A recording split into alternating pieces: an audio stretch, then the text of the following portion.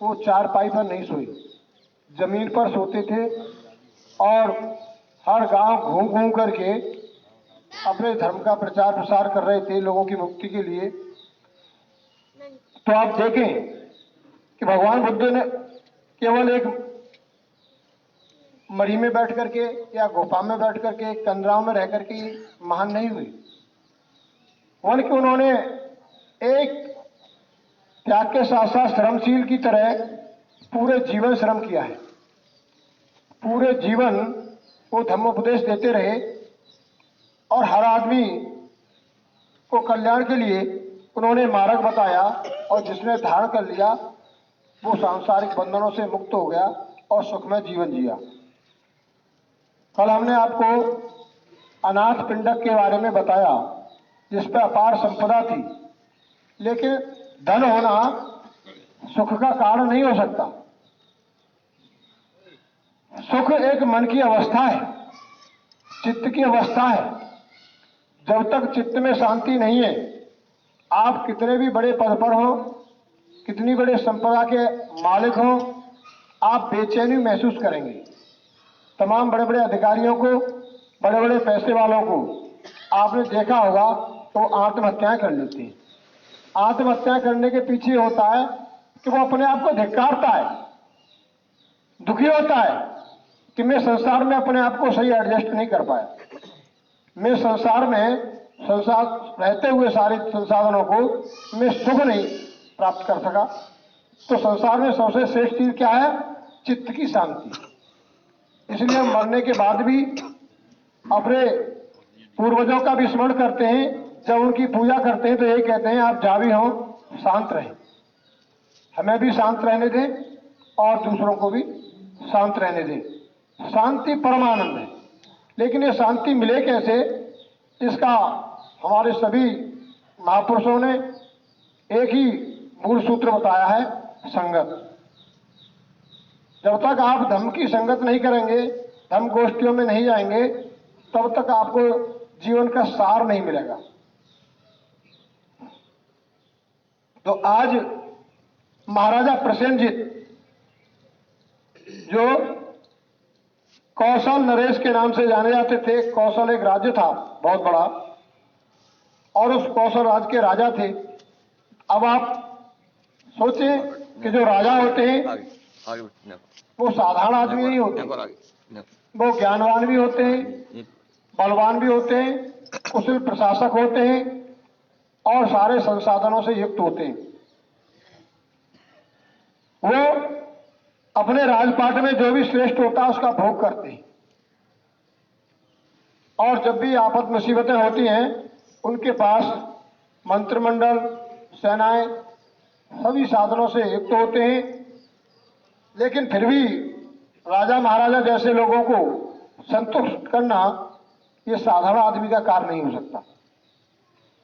जब अनाथपिंडक भगवान बुद्ध की दीक्षा ग्रहण करने के बाद में और उसने जाकर के कौशल नरेश की जनपद में इस बात को फैला दिया, क्योंकि वो उसका खजांची भी था, व्यापार भी करता था और उसका खजांची भी था। तो जब उसने कहा कि मैं तो भगवान बुद्ध की शरणागत होकर आया हूं, तो राजा ने सोचा कि ये जब अनाथपिंडक भगवान बुद्ध की शरण में दीक्षित होकर आया है, जबकि ये भी तो ज्ञानी था और तमाम वेद शास्त्रों को जानने वाला था, तो इसने परंपरागत धर्म को कैसे त्याग दिया। जब उसे ये समाचार मिला कि भगवान बुद्ध कौशल राज्य में पधारे हुए और एक जेतवन में रुके हुए, भगवान बुद्ध का जो भी जीवन गुजरा वो वनों में गुजरा, इसलिए उनके जहां भी नाम आएंगे बहुत सारे वनों के आएंगे, क्योंकि उनके संग में 10-10 हजार भिक्षु रहते थे। तो वो किसी के घर मकान में, उस समय आज जैसे होटल नहीं थे, वो अपने लाव लश्कर के साथ में, अपने संघ के साथ में वनों में रहते थे। और वन जो है उस समय राजा महाराजा उनको दान देते थे, और उसी समय राजा महाराजाओं ने, धर्म प्रेमियों ने भिक्षुओं को रहने के लिए बिहार बनाए। बिहार माने होता है आरा, फरमाना व रुकना, इसलिए भगवान बुद्ध के जो भी धर्मस्थल हैं उनको बिहार बोलते हैं। विहार माने वहीं रमण करना, वहीं रहना, वहीं विश्राम करना। तो इसलिए उस समय धनपतियों ने जगह जगह विहार बनवाए और उन विहारों में भगवान बुद्ध के जो समाज सेवक होते थे, जिन्हें भिक्षु बोलते हैं, वो जगह जगह जाते थे और जनता को धर्मोपदेश देने के बाद में, भोजन करने के बाद में वो केवल विहारों में विश्राम करने जाते थे। और वहां भी विश्राम करने के बाद में भगवान बुद्ध की ज्ञान चर्चा करते थे, उनके धर्म को सार बताते थे, जोड़ी जाते थे। तो धर्म स्थल जो है हमारे ज्ञान के केंद्र थे। जब राजा प्रसेनजीत को यह पता चला कि शाक्य मुनि गौतम बुद्ध पधारे, तो वे अपने रथ पर सवार होकर जेतवन पहुंचे। दोनों हाथ जोड़कर नमन करने के पश्चात उन्होंने कहा, मेरा अयोग्य सा और अंधकार में राज धन्य हो गया। आपके पधारने से मेरे राज का सौभाग्य खुल गया, इससे आपके आगमन का गौरव प्राप्त हुआ है। आपके समान संसार के स्वामी, धम्म राजा और सत्य के अधिपति के रहते मेरे राज्य पर विपत्तियों और संकट कैसे आ सकती है। अर्थात उसने भगवान की महिमा में सम्मानजनक शब्द कहे और कहा, आपके पधारने से हमारा कौशल राज धन्य हो गया। हम सौभाग्यशाली है यहाँ की जनता और यहाँ का राजा भी कि आप जैसे महान शास्त्रा, महान धम्म के जानकार और संसार के इस समय आप स्वामी हैं।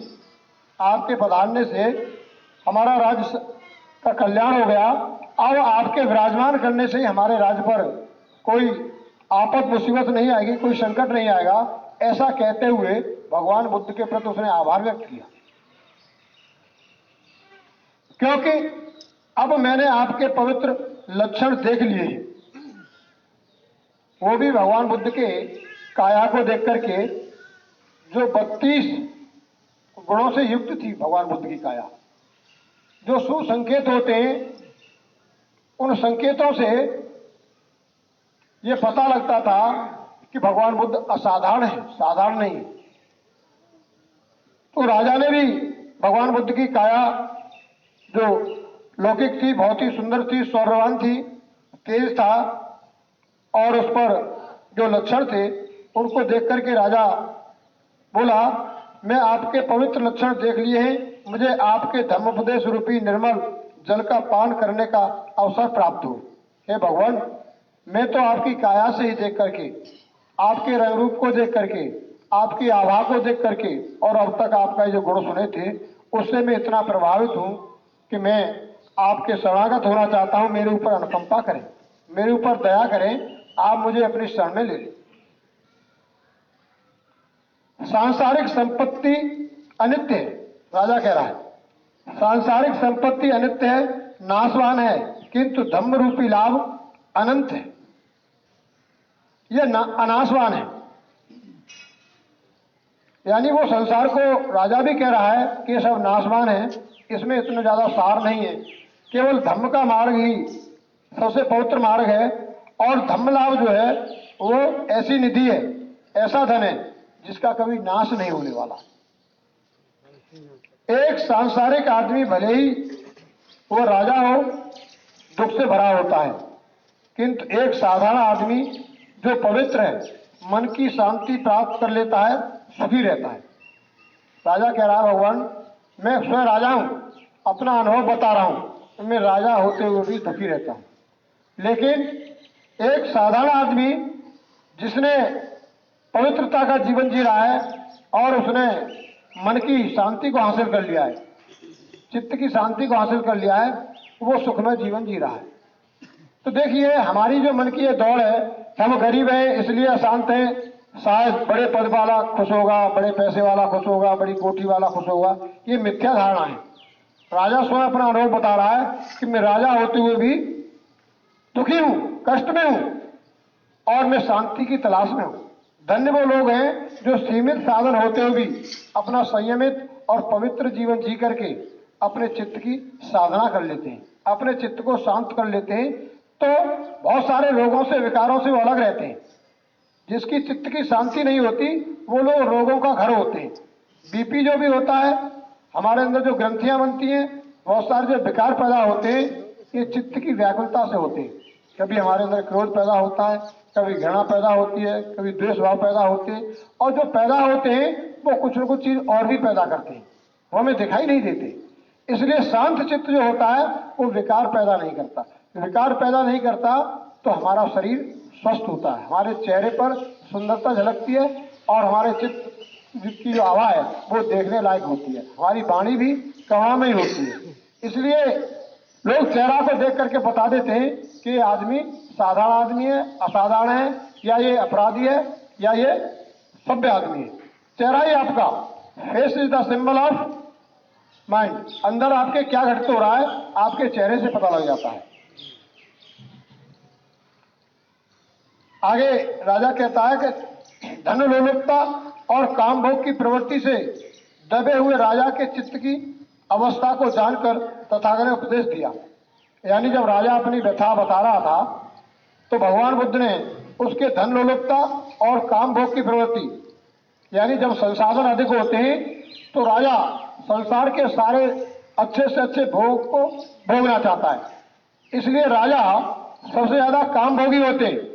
राजाओं के यहाँ रानियों का हरम होते थे, रनवास के नाम से अलग महल बनते थे, और उसमें जो भी सुंदर युवतियां होती थी, गरीबों की या किन्हीं की, वो जबरदस्ती भी पत्नी बना लेते थे, और वो सुंदर से सुंदर पत्नी भोग करता था, और साथ ही साथ धन की लालसा में वो अपराध करता था।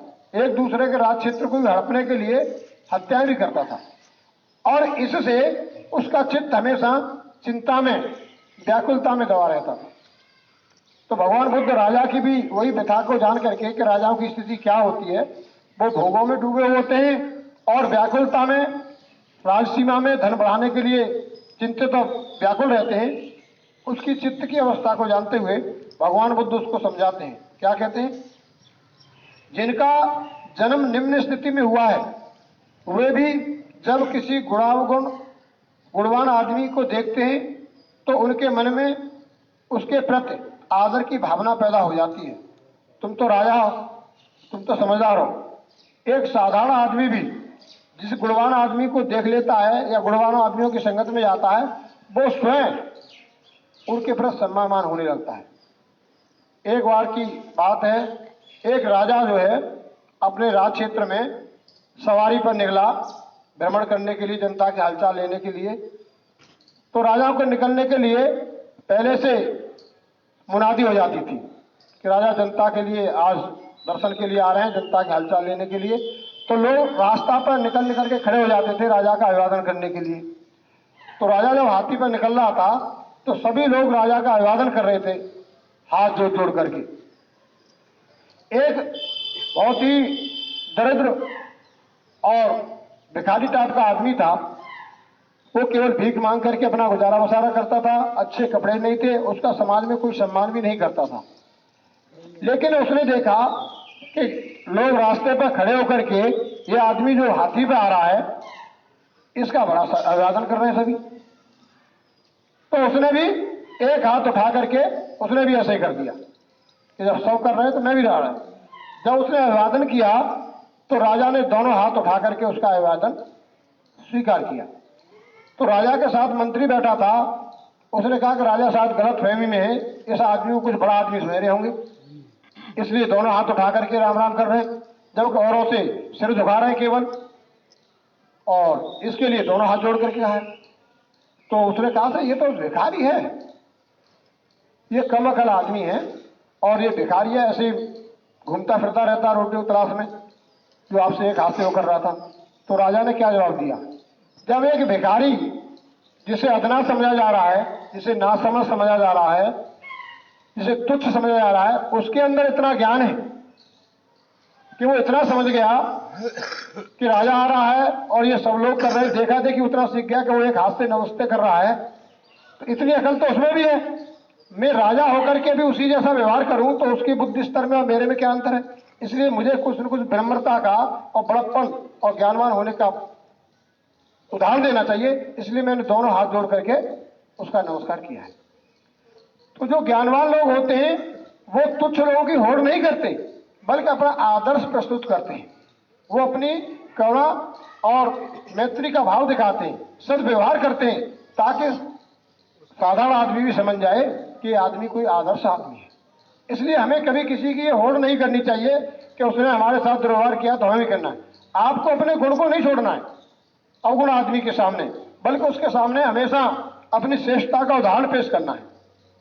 तो इसी तरीका से भगवान बुद्ध कह रहे हैं कि जिनका जन्म निम्न स्थिति में हुआ हो, भले हम गरीबी में, दरिद्रता में, विपन्नता में पैदा हुए हों, वे भी जब किसी गुणवान आदमी को देखते हैं तो उनके मन में उसके प्रति आदर की भावना पैदा हो जाती है।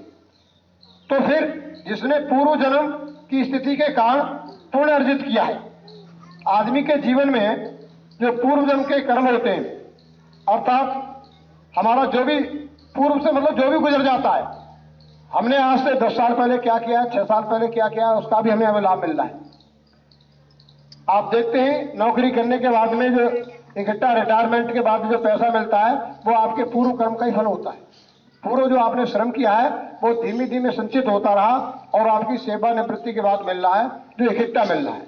तो इसलिए पूर्व जन्म यानी पूर्व कर्म कुछ भी हो, उसका जो है आदमी को पुण्य लाभ मिलता है, उससे वो अर्जित करता है। ऐसा स्वतंत्र राजा को उससे और अधिक ऐसा क्या अनुभव करना चाहिए, यानी राजा को हमेशा यही अनुभव करना चाहिए, यही सीखना चाहिए कि हमारे जो पूर्व कर्म होते हैं उसका हमें लाभ मिलता है। तो धीमे धीमे हमें पुण्य कर्म को संचित करना चाहिए। और अब जब कि मैं संक्षेप में धम्म की व्याख्या कर रहा हूं तो महाराज मेरे शब्दों को सुने, समझे और उसे हृदयस्थ करें। भगवान बुद्ध राजा को संबोधित करते कहते हैं, हे राजा, आप ज्ञानवान हैं, संसाधनों से युक्त हैं, लेकिन आप स्वयं व्यथित हैं। धम्म क्या है मैं अब आपको इसे बताता हूं, इस धम्म लाभ का आप आनंद लेना। तो भगवान बुद्ध धम्म की व्याख्या करते हुए उसे राजा को बताते हैं संक्षेप में, हमारे अच्छे या बुरे कर्म लगातार छाया की तरह हमारा पीछा करते हैं। हमारे अच्छे या बुरे कर्म हमारा छाया की तरह हमारा पीछा करते हैं। जैसे हमारी छाया होती है, जहां भी प्रकाश पैदा होगा वो हमारी छाया भी पैदा हो जाएगी। और जब तक आप प्रकाश रहेगा आपकी छाया आपका पीछा नहीं छोड़ सकती। और आप जैसे ही वैसी ही छाया होगी। आप 4 फुट के तो 4 फुट के आधार पर होगी, 6 फुट वाले की 6 फुट वाले के आधार पर होगी। आप नवेंगे, आप सीधे होंगे, आप जो भी हरकत करेंगे वो छाया आपकी उसी नकल को करेगी। तो इसी तरीके से आपका कर्म चाहे आपने छिपके किया हो, एकांत में किया हो, वो आपका पीछा करेगा। वो आपको, उससे आप अछूते नहीं रह सकते। उसकी छाप आपके मस्तिष्क में पड़ गई, आप कह रहे हैं यार मुझे कोई नहीं देख रहा। अरे तू तो देख रहा है, तेरी चेतना देख रही है। जो तेरी चेतना कर रही है उसकी छाया उस चेतना पर पड़ गई। तू जहां भी जाएगा वो चेतना ही तुझे प्रभावित करेगी। इसलिए कहते हैं कोई मन देखो ऊपर वाला देख रहा है। और हम ऊपर वाला क्या है, ऊपर आपके सबसे ऊपर चेतना है। शरीर में आपके क्या है, चेतना सबसे ऊपर है। सिर से ऊपर हाथ निकालने की जरूरत नहीं है, यही काम हो जाता है सिर तक ही।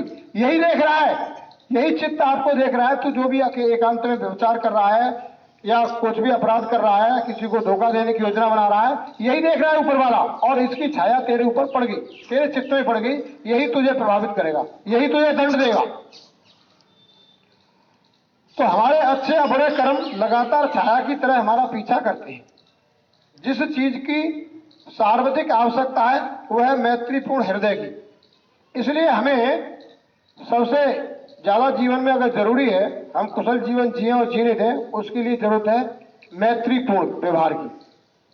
हमारी दोस्ती तो दो लोगों के बीच में ही हो सकती है, इसलिए लोग दोस्त शब्द इस्तेमाल हुआ है। दो के बीच में जो संबंध है वो दोस्ती होगी। लेकिन मित्रता बहुत सारे लोगों से की जा सकती है। इसलिए भगवान बुद्ध ने मैत्री शब्द पर जोर दिया। और हमारे पूज्य बंते जी ने भी हमें संदेश दिया कि आपको समाज के बीच में मैत्री स्थापित करनी है। जाति से जाति के बीच में, पति पत्नी के बीच में, भाई भाइयों के बीच में, समाज के बीच में मैत्री का संदेश दे। जब मैत्री होगी तो सबका मंगल होगा। इसलिए हमारे पूज्य बंते जी ने हमें संगठन बना के दिया अखिल भारतीय मंगल मैत्री महासंघ, कि आपको जो है पूरे देश में ही का मंगल कब होगा? जब आप मैत्री स्थापित करेंगे। इसलिए मैत्री का बहुत बड़ा क्षेत्र है। इसलिए पूज्य बंते जी ने ये संकल्प लिया है कि मैं इस बैनर को लेकर के जगह जगह पूरे आगरा में जहां मैं जाता हूं, लोगों को मंगल मैत्री का संदेश दे रहा हूं कि आपस में मंगल जब होगा जब हम मैत्री स्थापित करेंगे, जाति बंधन तोड़ेंगे और आपसी वैमनस्यता तोड़ेंगे, छोटे बड़े के भाव को त्यागेंगे। तो भगवान बुद्ध की वाणी है कि हमें जरूरत है मैत्रीपूर्ण हृदय की। हमारे जो दिल में है एक दूसरे के प्रति मैत्री भाव होना चाहिए। अपनी प्रजा को अपने इकलौती संतान के समान समझे।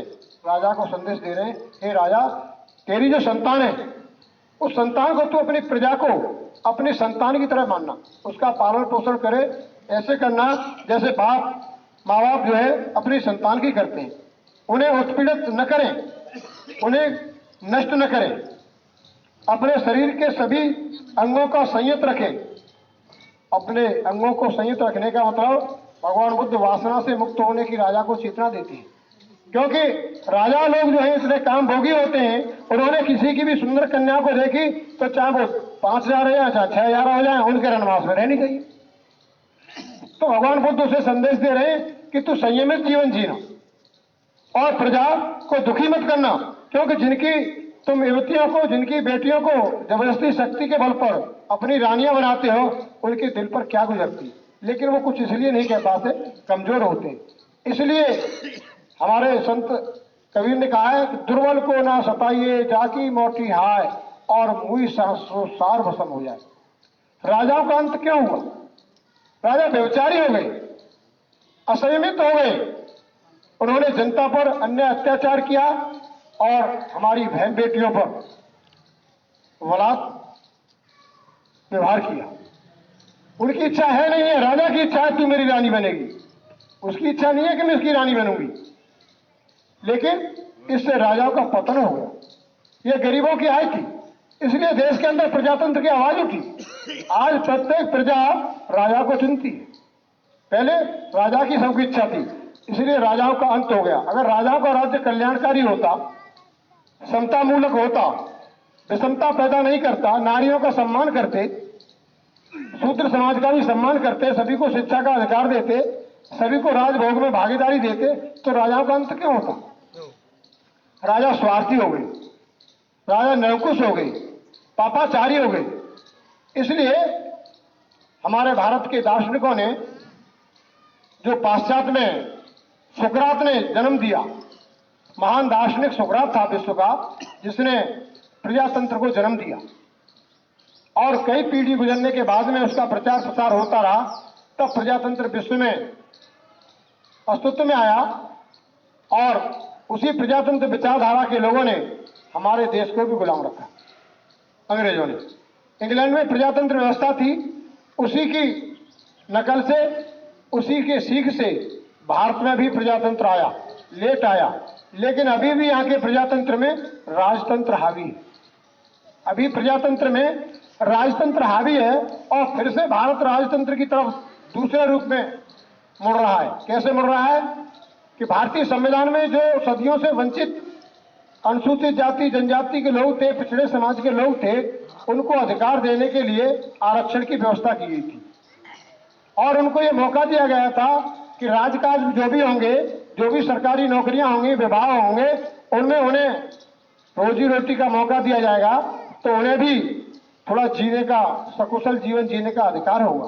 क्यों कि राजतंत्र में शोषण होता था, राजा की मेहरबानी होती थी, मजदूरी दे न दे आदमी नहीं कह सकता था कि राजा को इतनी बढ़ानी पड़ेगी तनख्वाह, बेकार व्यवस्था चालू थी। इसलिए आज जो है फिर से निजीकरण हो रहा है, राजाओं से ज्यादा बड़ा बड़ा धनपतियों को राजा बनाया जा रहा है। एक एक राजा ही, मतलब जो भूभाग का मालिक होता था, आज एक एक डिपार्टमेंट का, कई कई डिपार्टमेंटों को खरीद करके धनपति बन रहे हैं देश के अंदर। कोई रेलवे, पूरी रेलवे का मालिक होने जा रहा है, कोई हवाई जहाजों का मालिक हो रहा है, कोई डाक विभाग का मालिक हो रहा है। सारे के सारे विभाग संपत्तियों को बेचा जा रहा है। फिर से देश जो है राजाओं की तरह धनपतियों के हाथ में दिया जा रहा है। लेकिन बाबा साहब डॉक्टर अम्बेडकर ने आपको वोट रूपी अधिकार दे करके संविधान के माध्यम से शक्ति आपको दी है। इसलिए धम्म गोष्ठी केवल आपको पुजारी बनाने के लिए नहीं है, आपको जागरूक नागरिक बनाने के लिए है। आपका जागरूक नागरिक बन करके आप जीवन जिए, अपना भला करें, दूसरों का भला करें। इसलिए आप केवल आलस्य में और तंद्रा में घर में पड़े न रहें। कुछ समय निकाल करके जागरूक होने के लिए भी धम्म गोष्ठी में आए।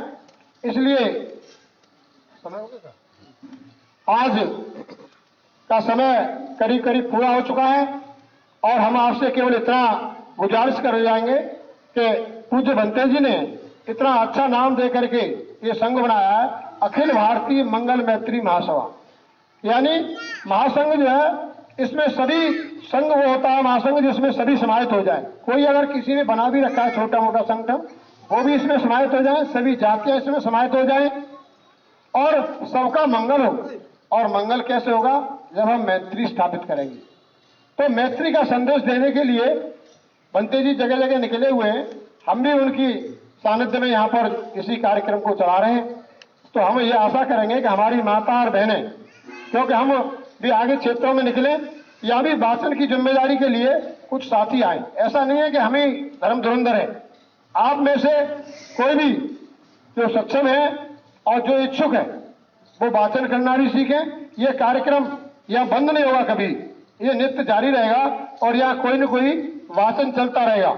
जब धम्म का चलेगा तो फिर इसके बाद में धम्म त्रिपिटक है उसका चलेगा, भारतीय संविधान का चलेगा। आप लोग इतने जागरूक नागरिक बने, इतने श्रेष्ठ नागरिक बने कि कहीं जाकर के कोई परिचय पूछे तो बताएं कि हम श्याम बिहार नराज के रहने वाले हैं। हम धर्म के भी ज्ञाता हैं, हम कानून के भी ज्ञाता हैं, हम संविधान को जानते हैं, हम जागरूक नागरिक हैं और प्रत्येक भारत के नागरिक को जागरूक करेंगे, उन्हें मैत्री स्थापित करेंगे। आपने ध्यानपूर्वक सुना। इसी मंगल भावना के साथ मैं वाणी को